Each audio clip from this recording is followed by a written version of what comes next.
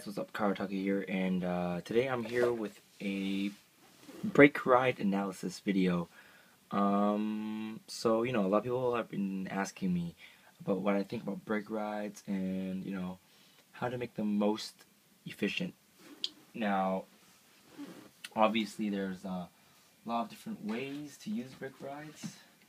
Well, not really a lot of different ways, but there's a lot of different situations that require you to brake ride, and some other situations that it's not as important for you to brake ride. So I'm just going to be talking about some of those situations and how some deck benefit from brake ride more than the others. So let's start talking about the brake rides. Alright, so let's see how I'm going to do this. Just probably going to separate them into different categories.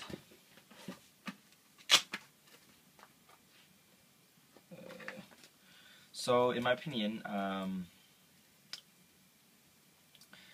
GAN slot and GAN slot,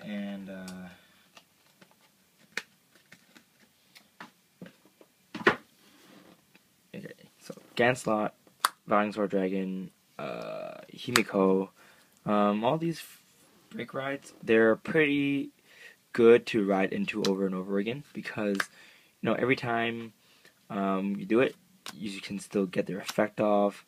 Although for this one you do -1 every time because you don't get any advantage, but in return you can, if you don't have a Salome or Salome, whatever you call it, you can still pressure your opponents with an extra crit, and being 23 by herself is still pretty scary. And with the Jewel Knight deck, they gain advantage pretty easily, so it's not too much of a problem when you ride Ashley over Ashley. For the Valiant Sword Dragon, it's a break even because when you ride on top of another Valiant Sword Dragon, you can kill something. So, just in case you don't have another target to ride into, riding him over him, it's fine. For the more favorable ones, you probably want to ride GAN slot over GAN slot over GAN slot because getting plus 5,000 power every time takes quite a toll on your opponent, so it's not too big of a problem for you to re-ride GAN slot. Yeah, what I like to do is ride Alfred for final turn, but it doesn't really matter even if you don't finish him because Alfred can still swing for very big. But definitely when you ride GAN slot over GAN slot, you can generate advantage. You don't really get a +1, but the shield you're forcing out of your opponent will kind of nullify that. So that's what I think about GAN slot. He's just a really solid card in general. He's not as good as what people originally thought he would be because it's not hard to get his effect off, but a lot of people know how to play against this deck, and they'll usually start attacking your rear guards, and that could be a problem for GAN slot. For Himiko, she's a decent brake ride, but she's not like OP. She also gives you a +1, but she also gives 5,000 power to 2 units instead of 3, so it's okay if you ride Himiko over Himiko. And for Genesis, it doesn't matter anyway because even if you ride over her, you get +1 soul, and you can use it for other stuff later. So that's probably why I like to run 4 of the brake ride units instead of less. I know some people like to run 3, but I personally prefer 4. Of course, this is all my own opinion, and you don't have to agree with it, but that's just my take on it, because a lot of units that you ride into afterwards, aren't as, you know, devastating, I'd say. Like, if you rode Gauntlet Buster or Dragonic Descendant without riding Vanguard Dragon first, I'd say their usefulness is, cut in half. Because, using Gauntlet Buster's effect to kill something is not as nice as riding Gauntlet Buster over Vanguard Sword and killing something and then getting his effect off anyway. So,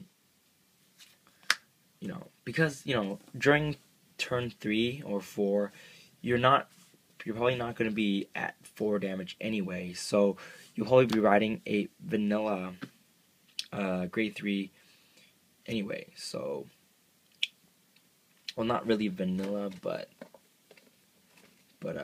if you ride Gauntlet Buster normally over a grade 3, you're probably not going to use his effect when you're at 3 damage, right? So riding him when you're at 3 damage and riding him while you're at 3 damage, I think riding him is a lot better. And yeah, that's just what I think about it. There's some cards that you should not ride over and over again, and that is Bad Hand Dragger. Usually when you ride Bad Hand Dragger, it's usually final turn. No. When you break ride over Bad Hand Dragger, it's also final turn. It's almost always final turn. Because in this deck, you kind of minus yourself a bit. Actually, not a bit, quite a bit. And if you don't finish them off quickly, you're gonna regret it.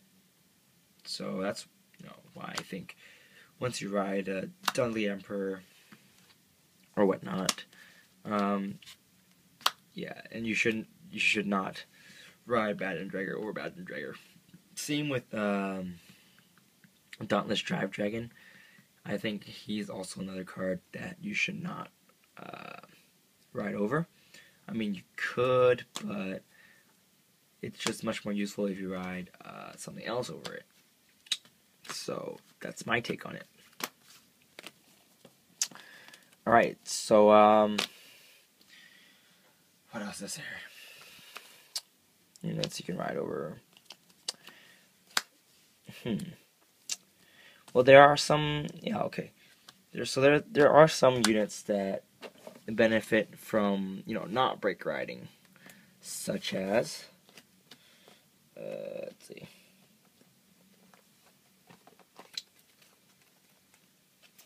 Such as Alfred, because Alfred, his skill is pretty useful at level 2.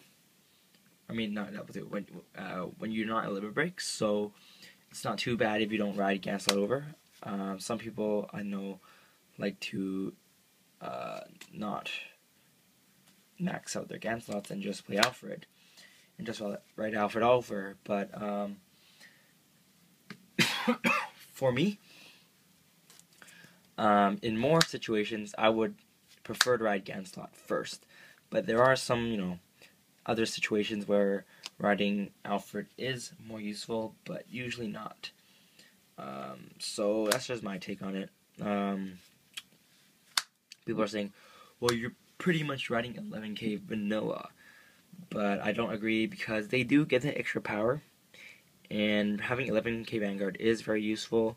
I find that especially true for Duel Knights, because Ashley is 11 and Salome is only 10, so I'd like to stay in Ashley for a bit more, just to wait until I get, gather up that advantage. I mean, those hand cards in hand for me to do stuff. So yeah, that's pretty much my thoughts on break rides. They're pretty good. Of course, they're really situational. Not really situational, but there's times where you benefit more from not break riding than break riding. Because if you're at 4 damage and your opponent's really low in hand, then there are times when having Alfred swing for 31 is more useful than waiting a turn than doing that. But most of the time, it's quite nice to break ride. So So yeah, that's pretty much my opinion on brake rides. They're good. Just play smart with them. And a lot of people think they're so broken to play against. But they're not actually that broken to play against. You just have to know when to hit him to 4. Because there's some really derpy players that just be like, oh, I have 2 cards in hand.